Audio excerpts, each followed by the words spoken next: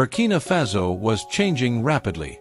The world saw the speeches, the soldiers, and the revolution, but beneath all of that, a different battle was unfolding, one that couldn't be captured on camera or understood by those outside the digital world. Before Ibrahim Traoré even realized it, his country was being quietly attacked through satellites, data cables, communication towers, and encrypted servers thousands of miles away.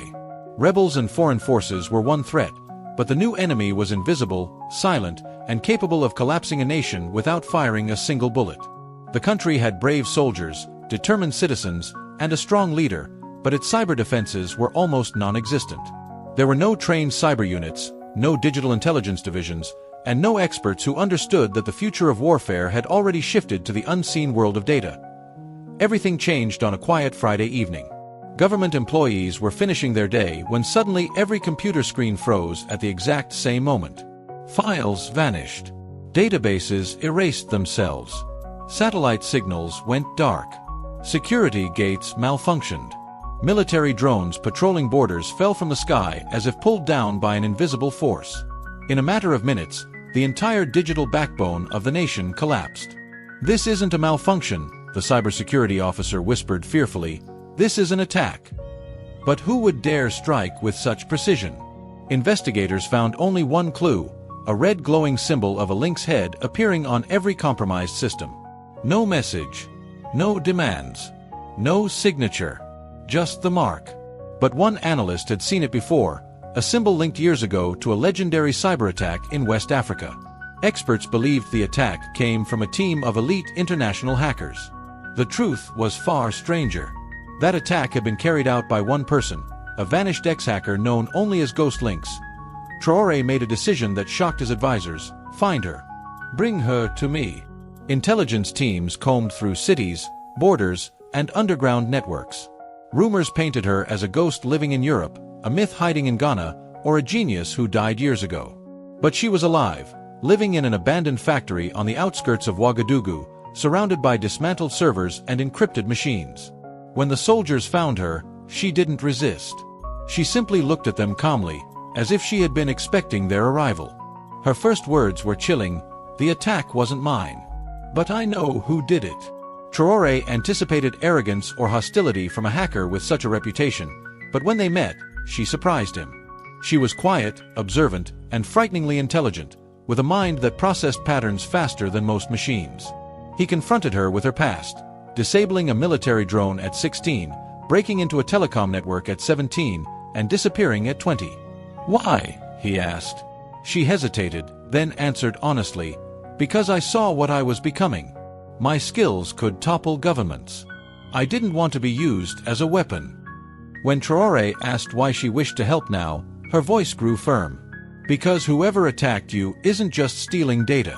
They're targeting your future. They want chaos. And if they succeed, you won't lose files, you'll lose your country."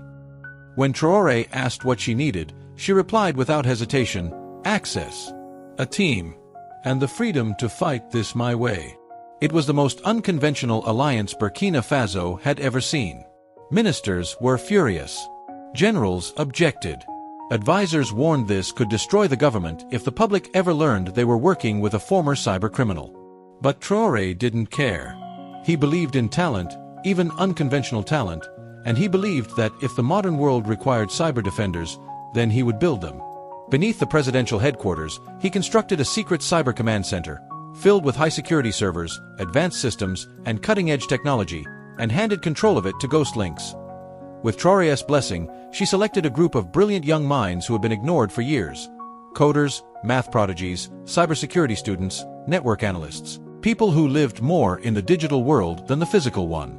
To them, she gave one mission: build a shield around the nation. And Traoré gave them another: protect our people from the enemies they cannot see. For weeks, Ghost Lynx worked day and night. She traced the attack through thousands of encrypted routes and hidden tunnels scattered across the dark web. Slowly, the truth emerged. The attack was not from rebels, not from foreign governments, not from individual hackers. It originated from a secret international cyber intelligence group called the Consortium, a network responsible for toppling governments, destabilizing nations, and manipulating global events from behind the curtain. The lynx symbol was not hers. It had been stolen when she refused to work for them years ago.